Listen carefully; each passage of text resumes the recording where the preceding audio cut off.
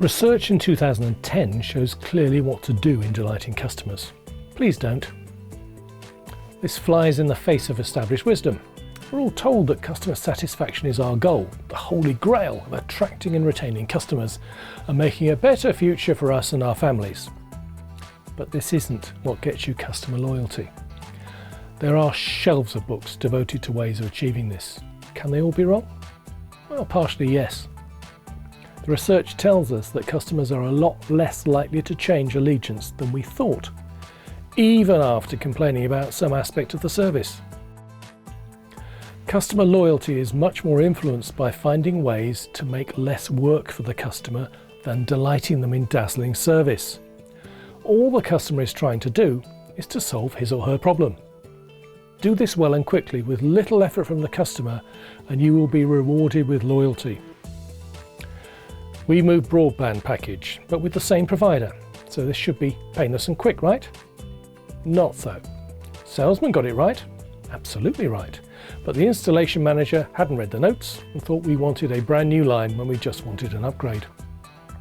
He clearly hadn't listened, even then, as when the engineer arrived, he came to install a new line. The engineer listened, 15 minutes later, simple switch of router, all bandwidth, job done.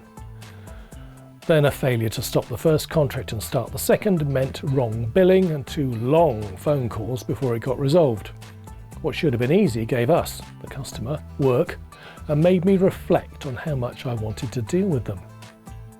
The solution was simple enough. Never mind the script. Listen to the customer. Is exceeding expectations better than meeting needs? Never. Don't worry if you don't get glowing testimonials, nice though they are. Worry about meeting basic needs first. In the research, 20% of satisfied customers still said they'd leave, whilst 28% of dissatisfied customers were staying. Customer satisfaction scores are misleading as they don't measure the right thing. Get out of your bubble. Don't assume you know what problems your stuff solves.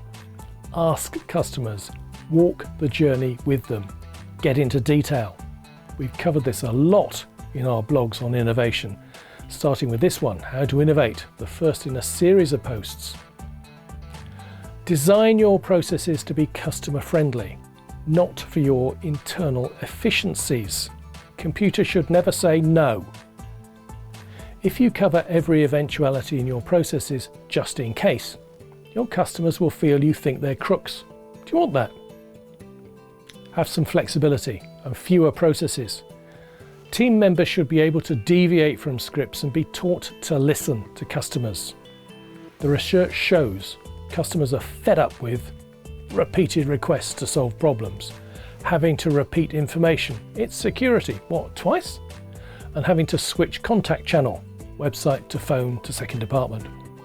Team members should be empowered to fix problems. They shouldn't have to resort to manager approval. If you need help with how to get your people able to do this, ask us. It's not that hard, saves you a ton of work. If the decision bottleneck is you, that slows growth. Use your personal experiences. Consider all the times you've been a customer. Make sure your customers don't get as frustrated and annoyed as you have. It's surprising how many people detach their own business from their personal experiences. When you get an issue, resolve it and head off the next one. When it's fixed, ring them. Don't wait for them to ring you. When you sell something, let the customer know how to use it. How about a quick how-to conversation at the point of sale? Head off emotional issues. Sometimes the customer doesn't believe the salesperson or thinks they're hiding behind policy. Some basic instruction, again, we can help, on personality types can allow the rep to tailor their approach. Make sure language doesn't become a barrier. Words like can't, don't and won't need changing. We don't have that in stock can become we will have that available in 2 weeks. Minimize channel switching by making sure your digital offering and manuals are jargon-free, easy to navigate and understand.